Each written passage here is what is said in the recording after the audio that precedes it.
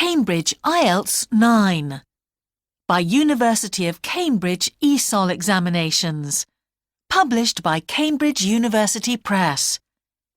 This recording is copyright. CD 1. Test 1. You will hear a number of different recordings, and you will have to answer questions on what you hear. There will be time for you to read the instructions and questions, and you will have a chance to check your work. All the recordings will be played once only. The test is in 4 sections. At the end of the test, you will be given 10 minutes to transfer your answers to an answer sheet. Now turn to Section 1. Section 1. You will hear a man phoning to inquire about a job vacancy. First, you have some time to look at questions 1 to 4.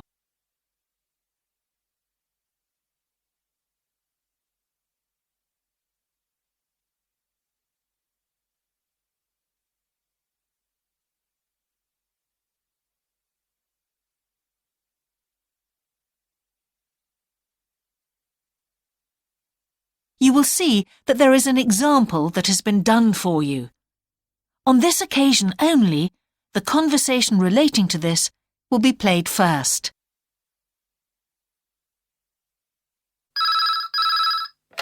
Good evening, King's Restaurant. Good evening. I'm ringing about the job I understand you have vacant. Oh, yes. The job vacancy is at a restaurant, so a restaurant has been written in the space. Now we shall begin. You should answer the questions as you listen, because you will not hear the recording a second time. Listen carefully and answer questions 1 to 4.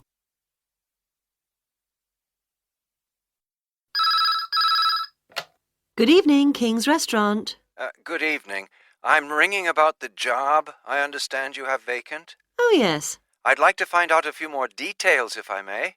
Yes, of course. Can I take your name? It's Peter Chin. OK, Peter.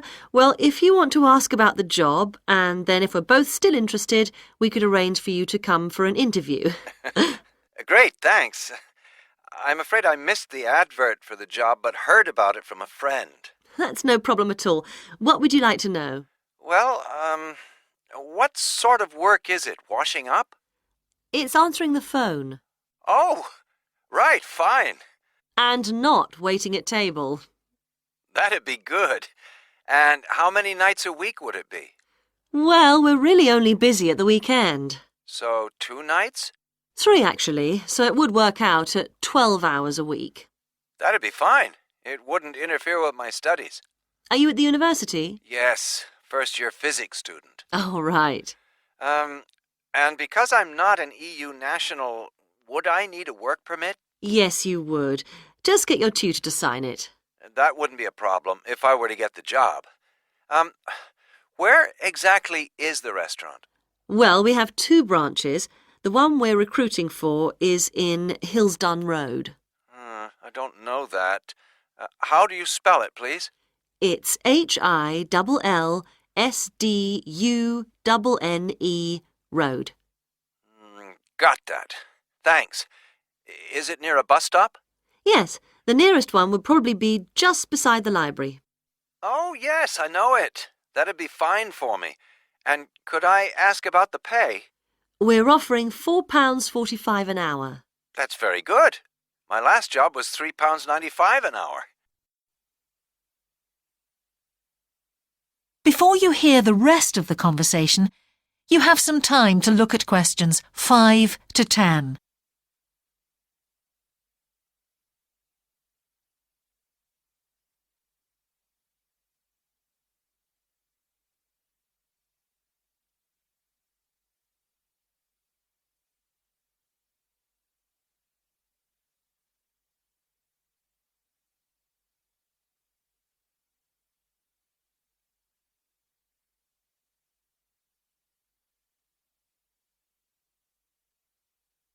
Now listen and answer questions 5 to 10. We feel it's pretty good, and we also offer some good fringe benefits. Really? Well, we give you a free dinner, so you eat well. Right. Better than hostel food. We certainly hope so. And we also offer extra pay for working on national holidays. Oh, that's a really good perk, isn't it? Yes, we think so. And then because of the difficulties of getting public transport, if you're working after 11 o'clock, we drive you home. Oh, that's good to know. Well, we'd certainly be interested in inviting you for an interview, if you're still interested. Oh, yes, certainly. Could I just also ask what qualities you're looking for? Well, for this particular job, we want a clear voice, which you obviously do have. Thanks. And you must be able to think quickly, you know. Well, I hope I... So, when could you come in for an interview? We're actually quite quiet tonight. Sorry, I couldn't come tonight. Or tomorrow, I'm afraid. Thursday's okay. That'd be 22nd of October? Fine. After 5 p.m.? Yes, fine. Would 6 o'clock be okay? Perfect. And could you bring along the names of 2 referees? Yes, that's fine. No problem. Good. I look forward to seeing you. Oh, by the way, who should I ask for? Oh, yes, of course. Sorry. My name is Samira Manuja. Can you spell that, please? Manuja. Okay. I've got that. Thanks very much. Look forward to seeing you later on, then. That is the end of section 1. You now have half a minute to check your answers.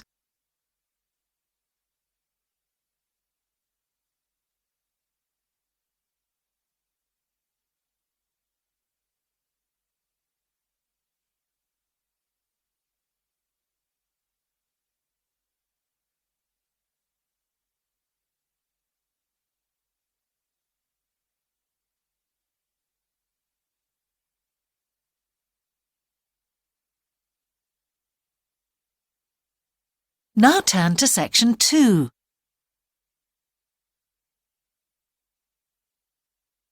Section 2.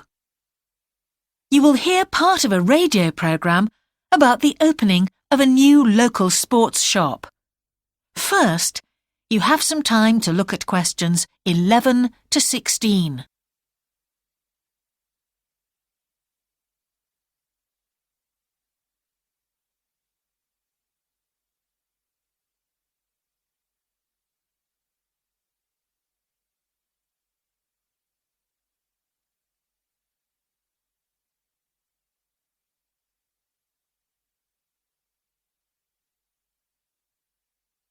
Now listen carefully and answer questions 11 to 16. Now we go to Jane, who is going to tell us about what's happening in town this weekend. Right, thanks, Andrew. And now on to what's new. And do we really need yet another sports shop in Bradcaster? Well, most of you probably know Sports World, the branch of a Danish sports goods company that opened a few years ago. It's attracted a lot of custom, and so the company has now decided to open another branch in the area. It's going to be in the shopping centre to the west of Bradcaster, so that will be good news for all of you who found the original shop in the north of the town hard to get to. I was invited to a special preview, and I can promise you, this is the ultimate in sports retailing. The whole place has been given a new minimalist look with the company's signature colours of black and red.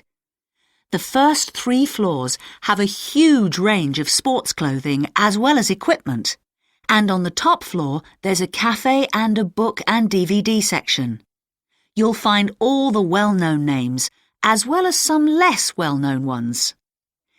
If they haven't got exactly what you want in stock, they promise to get it for you in 10 days. Unlike the other store, where it can take up to 14 days.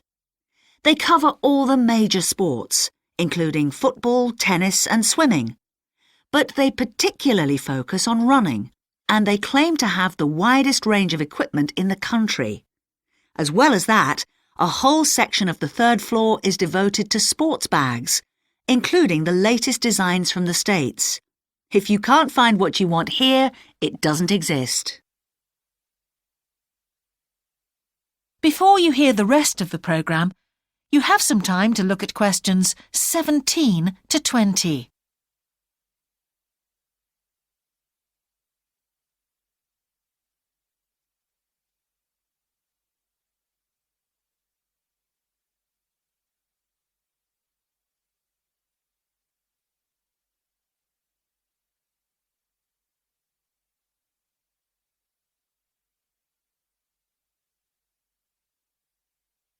Now listen and answer questions 17 to 20.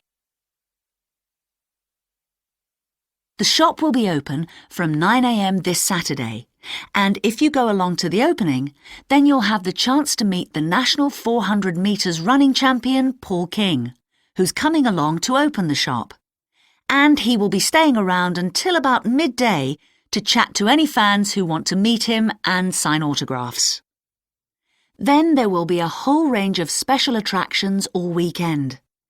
There will be free tickets for local sporting events for the first 50 customers, and also a special competition open to all.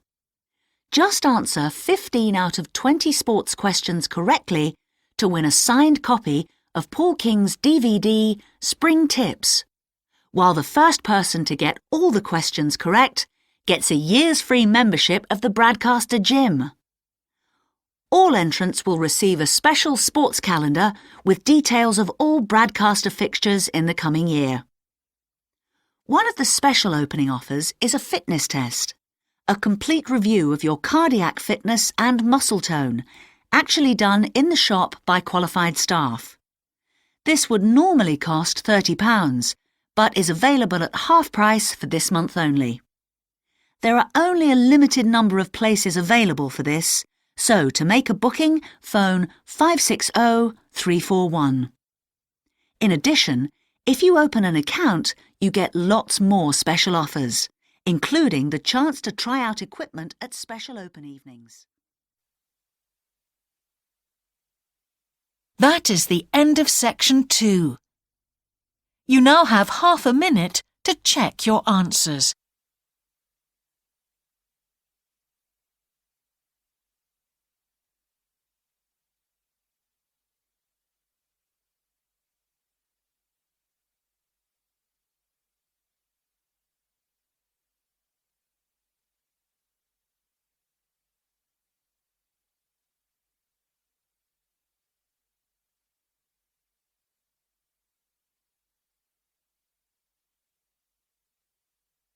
Now turn to section 3.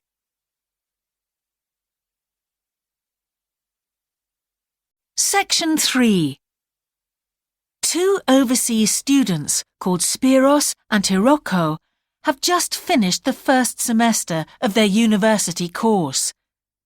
They are discussing with their English language teacher how they coped with the course. First, you have some time to look at questions 21 to 25.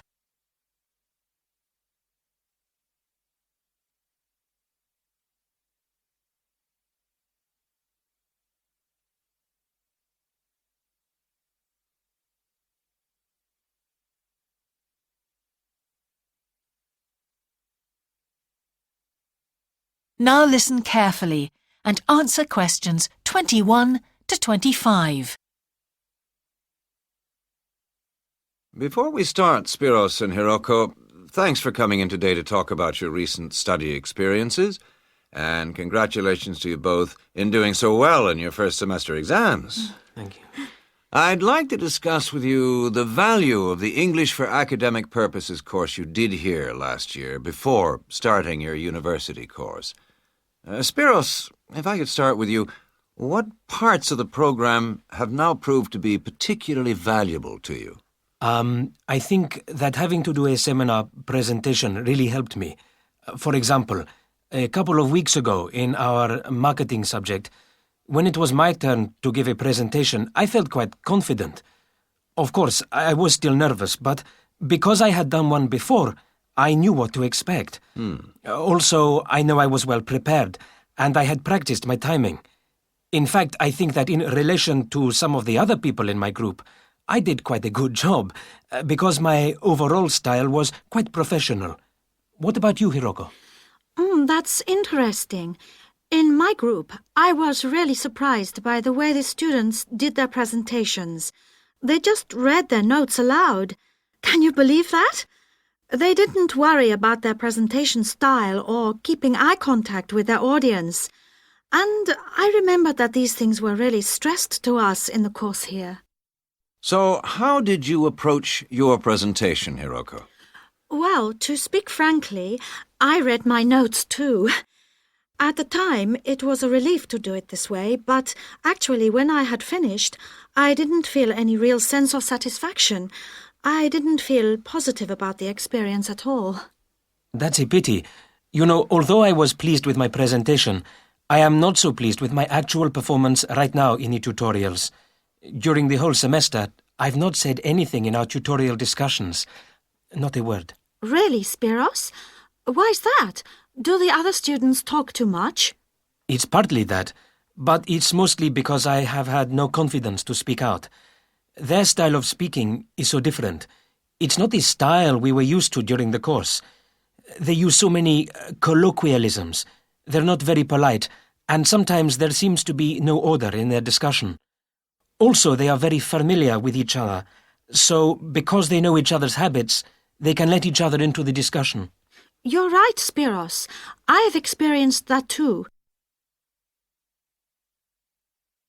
Before you hear the rest of the conversation, you have some time to look at questions 26 to 30.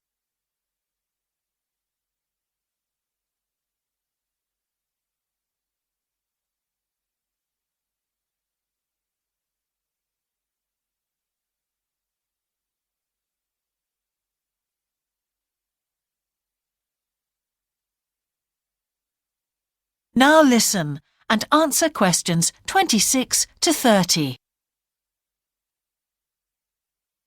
For most of this semester, I've said absolutely nothing in tutorials.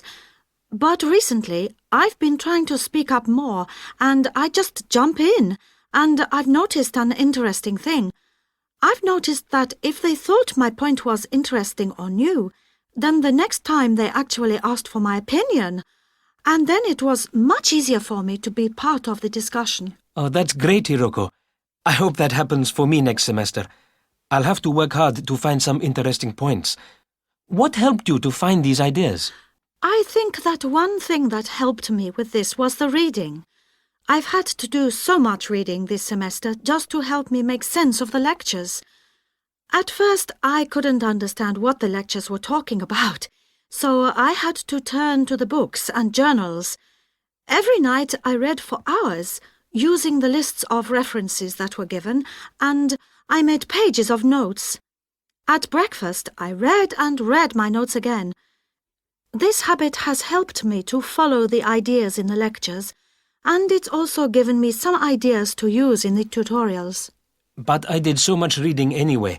I don't think there's any time left over for anything extra. My reading speed is still quite slow, though I'm much better at dealing with vocabulary than I used to be. What else do you think we could add to the course program to help with this reading problem? There's not really anything because it's my problem. I remember we were given long articles to read. We didn't like that, but now I realize that reading those long articles was good preparation for the things I need to read now. Also, in class, we regularly had speed reading tasks to do, and we kept a record of our reading speed, so the teachers were encouraging us to work on that. That's true, Spiros, but what we read could have been different. Sometimes in the English class, I felt frustrated when I had to read articles about the environment or health or education, because I wanted to concentrate on my own field, but we didn't read anything about engineering. So I think I wasted some time learning vocabulary I didn't need. But surely the strategies you were taught for dealing with that vocabulary were helpful? Yes, but psychologically speaking, I would have felt much better working on reading from my own field. What do you think, Spiros? Oh, I agree. That would have helped my confidence too, and I would have been more motivated. It was good, though, that we could work on our own topics when we wrote the research assignments. Okay, let's move on to writing now and... That is the end of section 3. You now have half a minute to check your answers.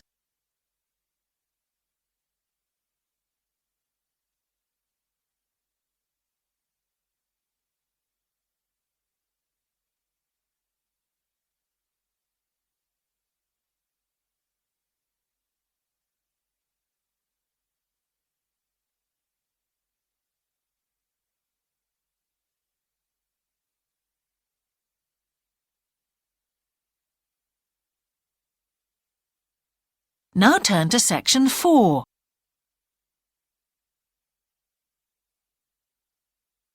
Section 4.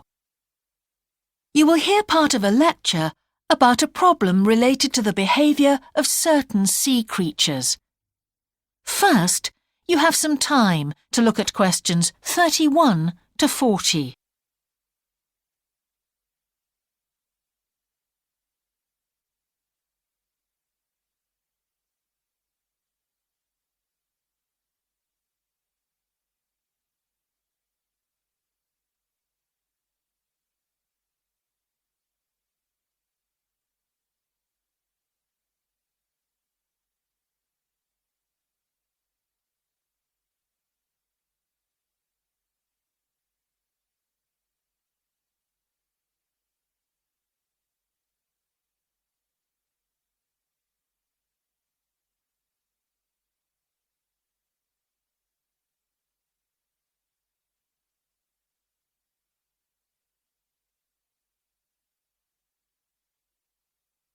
Now listen carefully and answer questions 31 to 40. Good afternoon, everyone. Well, with some of you about to go out on field work, it's timely that in this afternoon's session I'll be sharing some ideas about the reasons why groups of whales and dolphins sometimes swim ashore from the sea right onto the beach and, most often, die in what are known as mass strandings. Unfortunately, this type of event is a frequent occurrence in some of the locations that you'll be travelling to, where sometimes the tide goes out suddenly, confusing the animals. However, there are many other theories about the causes of mass strandings. The first is that the behaviour is linked to parasites. It's often found that stranded animals were infested with large numbers of parasites. For instance, a type of worm is commonly found in the ears of dead whales. Since marine animals rely heavily on their hearing to navigate, this type of infestation has the potential to be very harmful. Another theory is related to toxins or poisons. These have also been found to contribute to the death of many marine animals. Many toxins, as I'm sure you're aware, originate from plants or animals. The whale ingests these toxins in its normal feeding behaviour, but whether these poisons directly or indirectly lead to stranding and death seems to depend upon the toxin involved. In 1988, for example, 14 humpback whales examined after stranding along the beaches of Cape Cod were found to have been poisoned after eating tuna that contained saxitoxin, the same toxin that can be fatal in humans.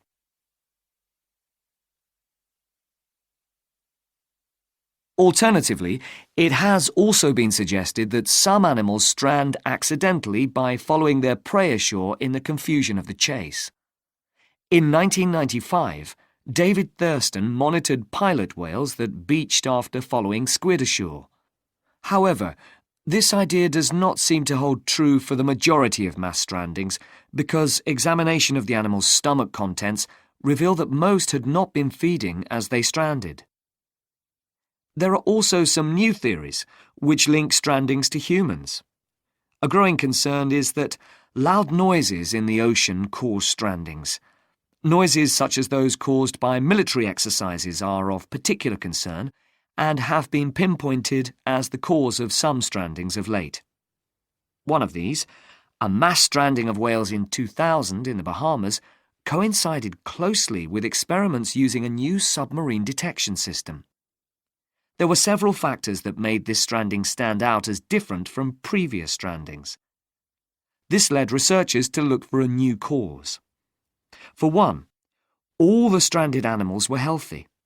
In addition, the animals were spread out along 38 kilometres of coast, whereas it's more common for the animals to be found in a group when mass strandings occur. A final theory is related to group behaviour and suggests that sea mammals cannot distinguish between sick and healthy leaders and will follow sick leaders, even to an inevitable death.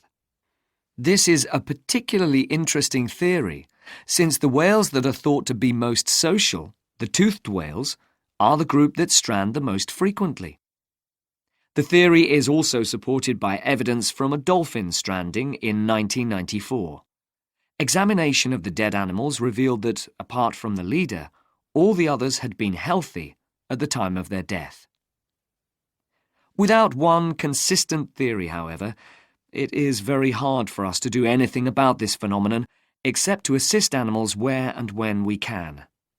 Stranding networks have been established around the world to aid in rescuing animals and collecting samples from those that could not be helped. I recommend John Connor's Marine Mammals Ashore as an excellent starting point if you're interested in finding out more about these networks or establishing one yourself. That is the end of section 4. You now have half a minute to check your answers.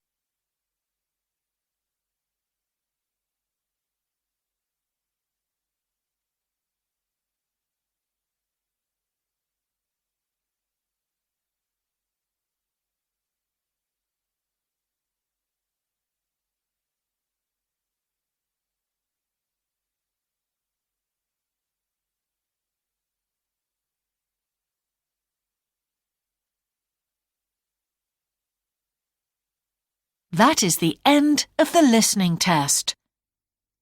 In the Ielts test, you would now have 10 minutes to transfer your answers to the answer sheet.